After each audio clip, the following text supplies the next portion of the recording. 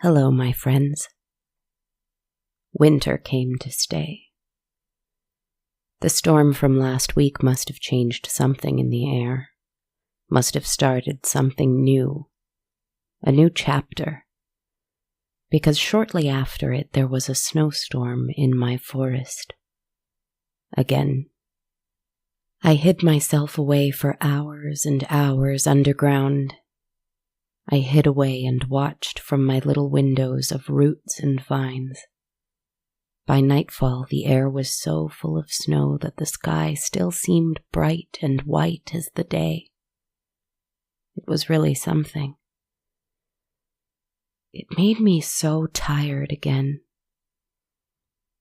When you're alone and it's cold and the Halloween ghosts have all left, and even the animals are hiding away deep underground, it can really make you just simply tired.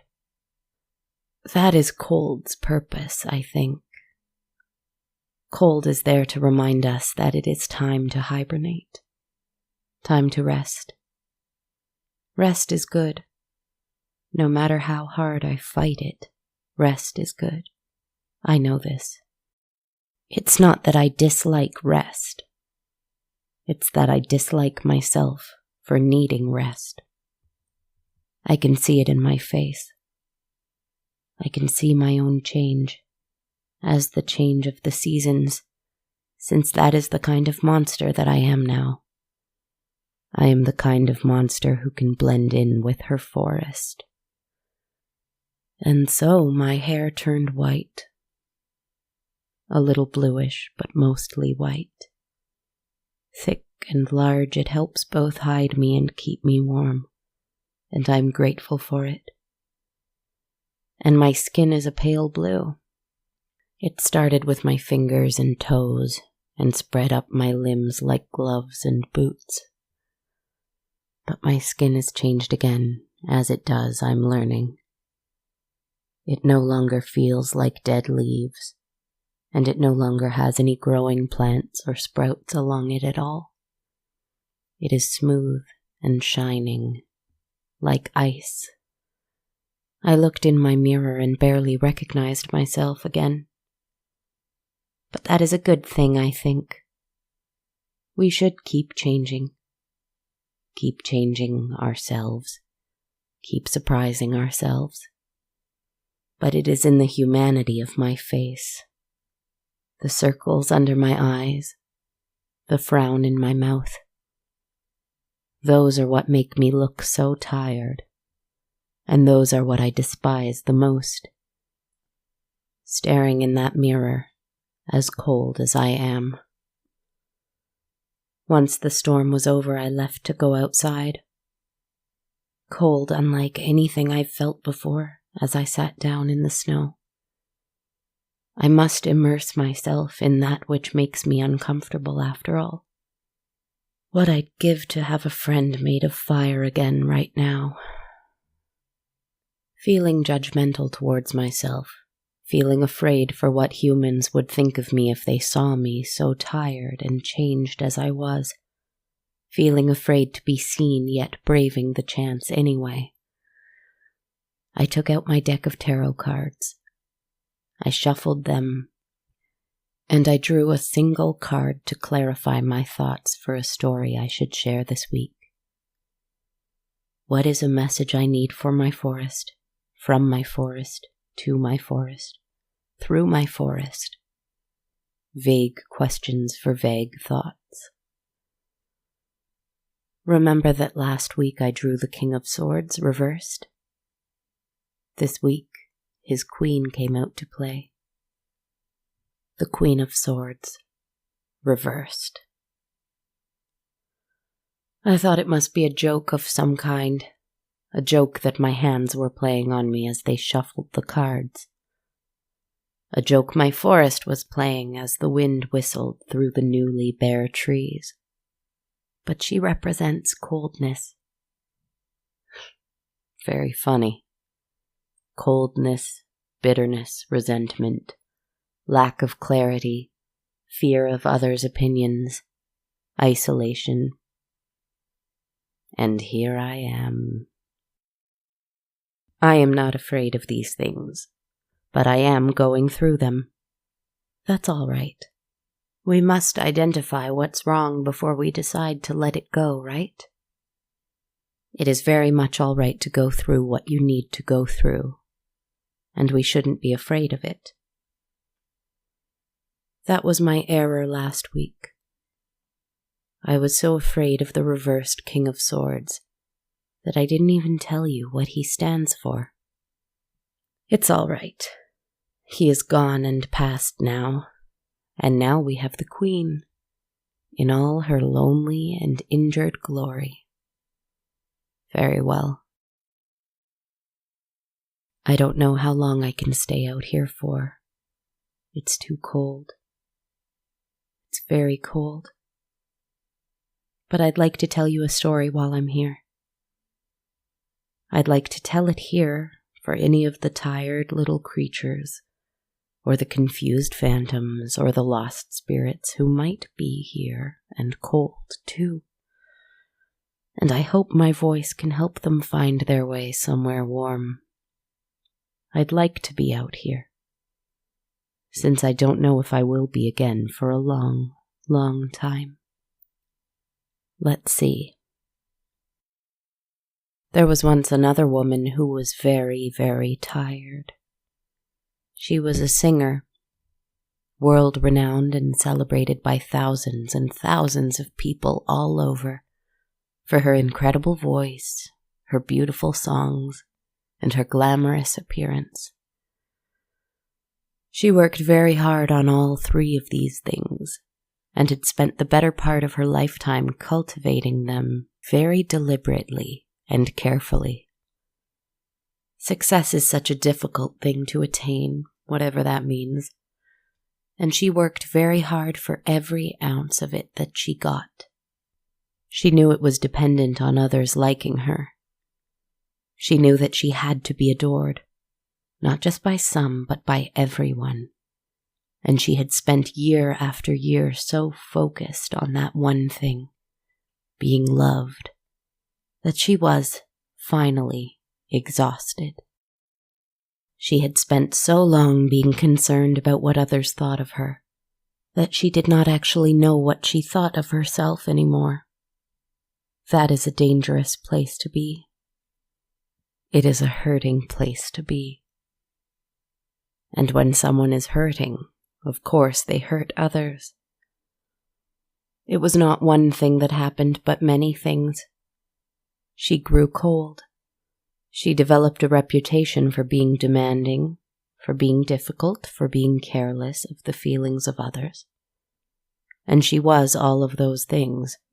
Fame can turn people cruel. It can numb them to the feelings of others simply because other people care about them so deeply that they begin to believe that they do matter more. Not always, and most have the good sense to hide it.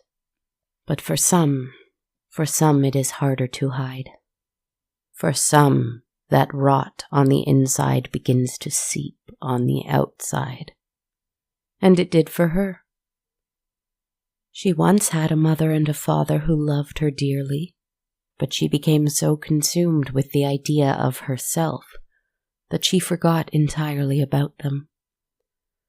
She once had a brother and a sister who loved her dearly, but she disliked the way that they treated her like an equal and not a genius, and so she pushed them away too. She once had a husband and a daughter who loved her dearly, but she was angered by the way that they expected her to give them as much of herself as she gave to the rest of the world. Even more, perhaps. And so she left them with a pile of money and a false word of regret. She didn't quite know why, but doing these things to those she loved made it easier to do them to those she didn't even know. She was rude to those who worked for her. She was coarse to those who served her wherever she went. She was mocking to those who had less than her. Because there were thousands and thousands of people telling her how very wonderful she was, she believed it without actually doing anything wonderful for anyone, ever. It was the easiest thing in the world to trick herself into believing. She hardly even noticed that she had no one and nothing, deep down, for all her admirers and riches. It's easy to be distracted by all the gold and the applause, I'm sure. But it would all go away in one fell swoop. A review was published. A review of her latest performance. It was even more cruel than she was. It spoke to her degrading vocal skill. It spoke to her cloying and overplayed songwriting. It spoke to her declining beauty and growing age. And just when that was enough to set her heart pounding against her ribcage in a terrible symphony of emotion, the review spoke to her decaying soul. This critic has learned a little more of our beloved star's treatment of those she loves, or rather those who loved her, it said. How a single person can demand not only love, not only support, but money and loyalty of thousands of strangers, while forgetting the very people who gave her their everything on her rise to stardom is beyond me. It is despicable. We hear accounts wherever she goes of her harsh words and her lack of empathy. She cannot hide it anymore. And I urge you to no longer support this egomaniac in her selfish endeavors. Spend your money and your love on those close to you, not on this has-been who is no longer deserving and no longer grateful for it. The review destroyed her. Of course, I mean that it destroyed her career utterly, but I also mean that it destroyed her. The entire world now saw her as the rotten thing she had let herself become, the rotten thing she loved being. She had never thought to hide it, because she didn't see it. She only saw the adoration. But now that it was gone, she couldn't face anyone's eyes on her any longer.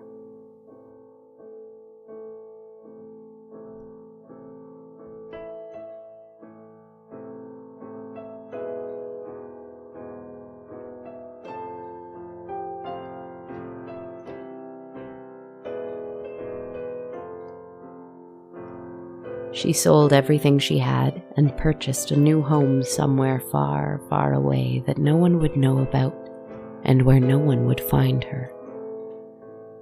It would be the greatest deception of her life, really. She would hide away and no one would know what happened to her, and she would still have the money their misplaced acclaim had given her, and she would make out like a thief in the night with it all. She could live out the rest of her days in wealth and comfort, if only she could forget the way they had exposed her, the way they had judged her. But in time, certainly, she believed she could. Because who were they, after all, compared to her and her greatness? She was beyond judgment, surely. Never mind the train trip there, and the horrible stares passengers would give her as they looked up from their newspaper. Never mind the people who spat at her feet, or the little girls who wept at seeing their fallen idol now in disgrace. They don't matter, she told herself. None of them matter. She finally made it to her new home. An enormous mansion, a castle almost. She hired a small staff of servants to care for her, who lived in town and would provide for her everything she needed, and then leave her alone by nightfall each day.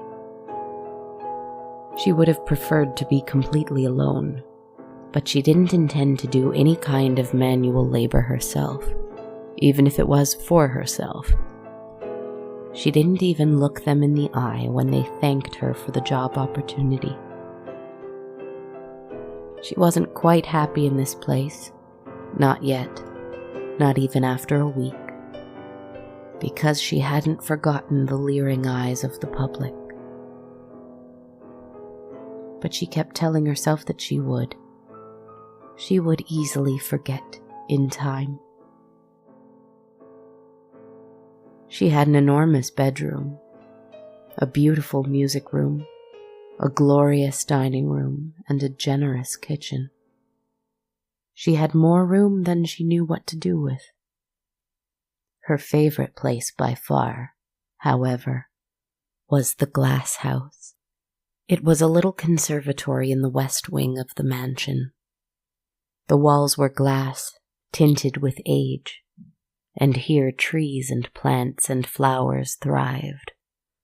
The previous owners had left it intact, and everything had grown since then. It was an utterly chaotic array of green leaves and flowering plants, and she loved it. It was the one place she did not allow the servants to clean.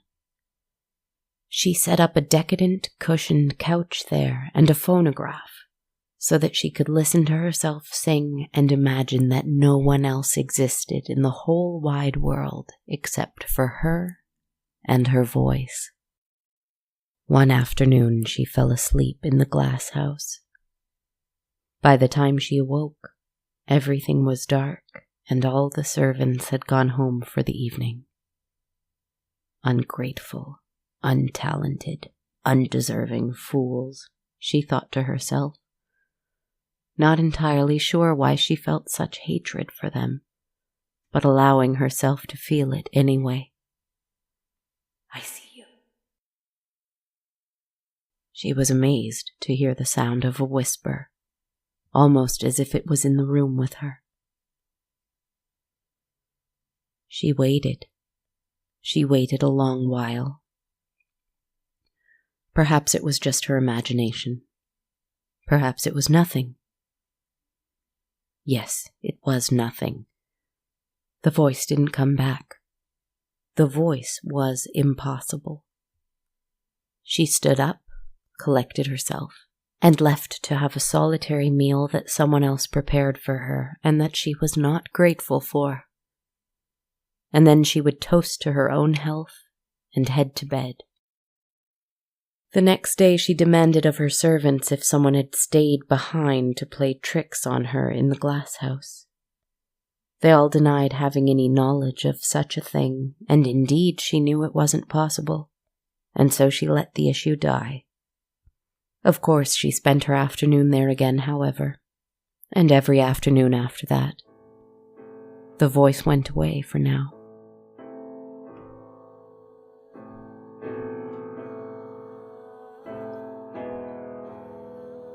How she admired the sound of her own voice.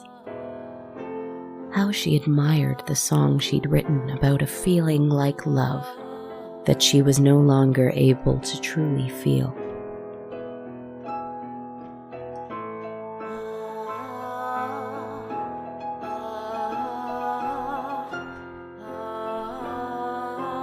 She began to spend her afternoons only with herself until the servants went home, and she would get the entire mansion to herself.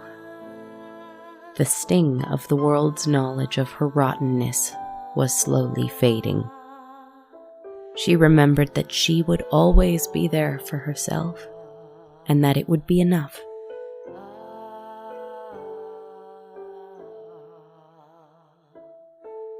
Do not mistake me, friends. It is important to love yourself. I love myself more than anything, I do. You know this about me. I love myself too much. But what happens the moment you realize that everyone else is just as important to themselves as you are to yourself? What happens the moment you stop and see someone else's pain and fear that you may experience that pain for yourself someday? Yes, you must love yourself absolutely and unconditionally, but the second that love for yourself turns to disdain for others, beware, for you are becoming your own villain. And that is what happened with our anti-hero here. Our non-hero.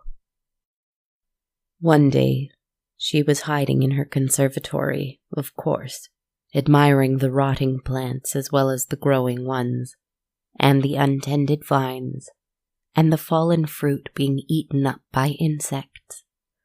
Admiring her voice, imagining that it was that fruit, and the insects were her ungrateful fans, her audience that demanded meal after meal after meal and discarded the pit when they were done with her. How she hated them now. I can see you. There it was again. Who's there? She asked. No answer. Listen, you idiot, she hissed between clenched teeth. I don't know what kind of trick you think you're playing on me, but I guarantee that you don't know who you're dealing with. No answer. She sighed. She knew no one was there with her. It was her nerves. It must be her nerves. They weren't quite right since that review was released. It's not me, she said, pressing her hand against her forehead as if to still her doubts in her own sanity. It's not me, it's them. It's not me, it's them, she repeated. They need me, but I won't return. They don't deserve my songs, my voice, my work. They don't deserve me. They're vermin, filthy, leeching vermin, and I hate them. There you are. The whisper interrupted. She shouted at whoever owned the voice to reveal themselves, but she could not see anyone. She screamed for her servants to come find her. They all rushed to the greenhouse conservatory and saw her frantically tearing at the trees and the plants. One of you has been playing tricks on me, and I demand to know who it is. No one answered. They genuinely did not know. They were all present and accounted for as they ran to her from elsewhere, and so she had no choice but to believe them begrudgingly. But not without dismissing them all early and declaring that they would take a pay cut for the lost hours until the mystery was solved. She saw them out and locked the front door to her mansion. She returned to the conservatory. It was now pitch black as the sun had set. With shaking hands, she lit an old dusty lantern. And she saw, outside of the conservatory, standing in the cold, hundreds of people peering in through the glass. Wretched people they were. She could not see them distinctly yet, but she saw that they wore rags and their hair was wet and greasy from being outdoors. Their feet were bare and muddy. Their hands were dirty and clawed. Who are you? She asked of them. They did not answer, and so she was forced to move closer. Faces she recognized began to appear, one after the other. Her mother, her father, her brother, her sister, her husband, her servants, her manager. Servers who had brought her food and who she'd had fired for a trivial mistake. Orphans who had dared ask her for money. Artists who had requested her support. Musicians she hadn't paid enough to feed their families. Their faces were all around her, outside her glass house, peering in. But their faces were not stable. One moment they would be here, the next on another body. The faces changed, but because none of them were her imagination did not even afford them the dignity of owning their own body, it would seem. We see you, the voice said again, this time right behind her. She turned around. There was a young woman before her eyes. A young woman who was not long ago a child. She couldn't place the girl's face. She wore a simple black shift. She held in her hands a book. She had power in her eyes. "I see you, Mother," she said. And the woman lifted her hand to strike her daughter, the one who dared confront her with her own rottenness, the one who dared conjure these images of those she'd wronged, the one who had done this to her so that she might. Why did she do such a thing? When she lowered her hand to strike, it went right through the girl, and she vanished. But the phantoms watching from outside did not.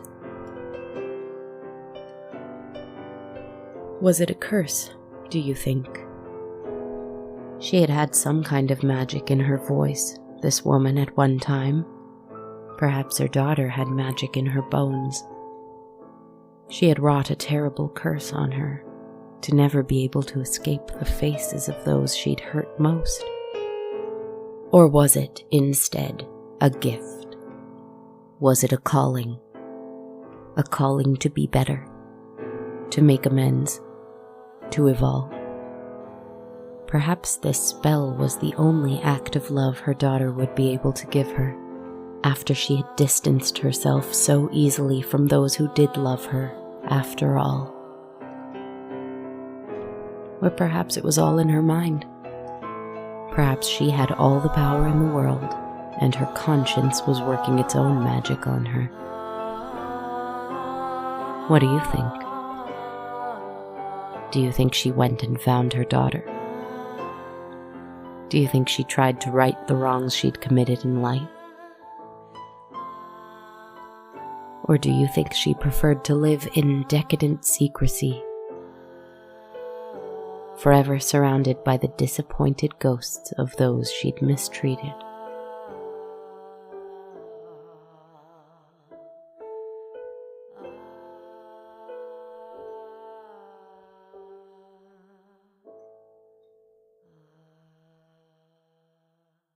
I'm tired. Too tired to end the story. And honestly, I don't know how it ends. I only saw the ghosts and the glass house.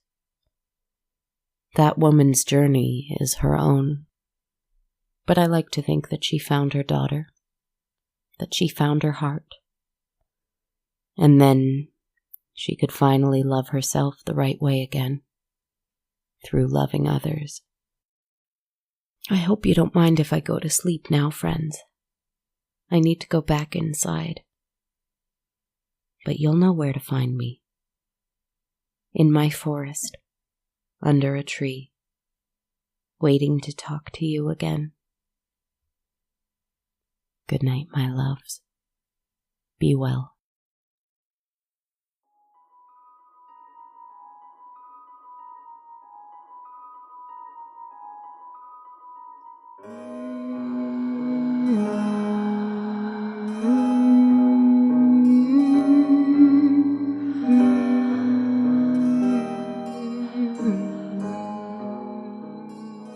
Hello, my friends, and welcome to episode 121 of On a Dark Cold Night.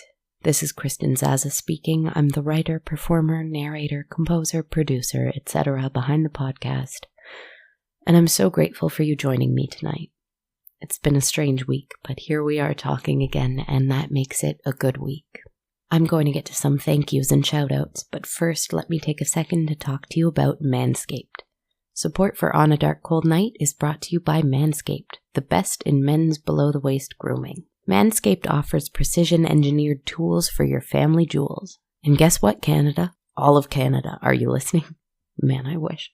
Manscaped just launched in Canada, so if you're listening right now, you can be some of the first Canadians to try out these life-changing products. Manscaped has redesigned the electric trimmer and perfected it in their new and improved Lawnmower 3.0.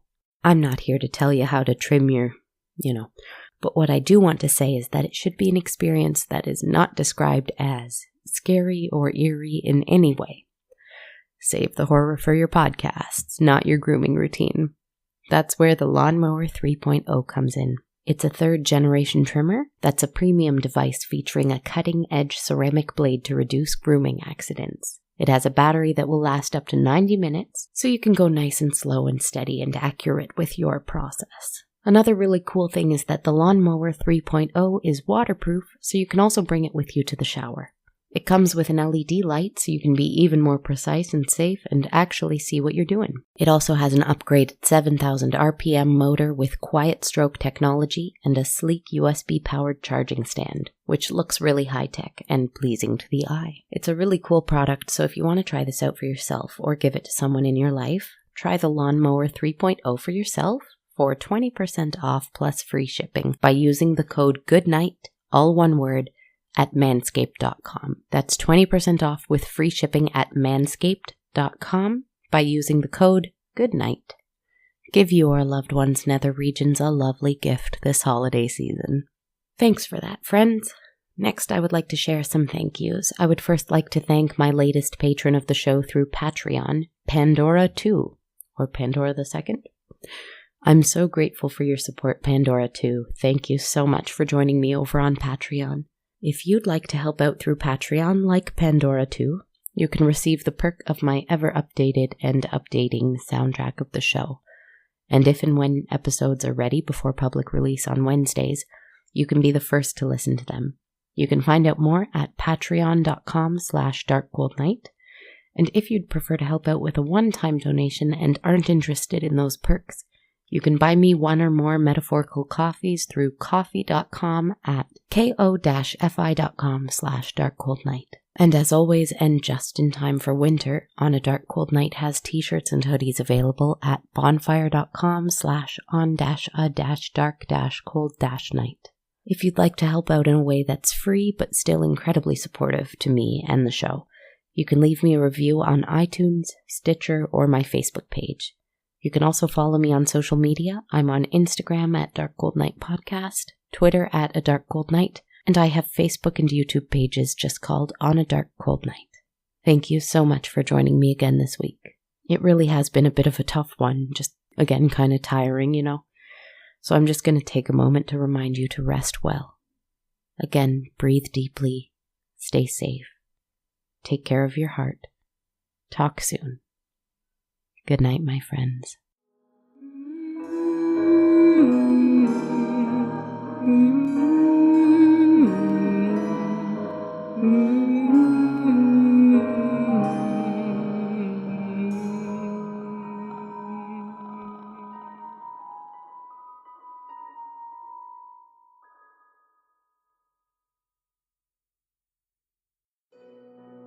This podcast has been brought to you by the Sonar Network.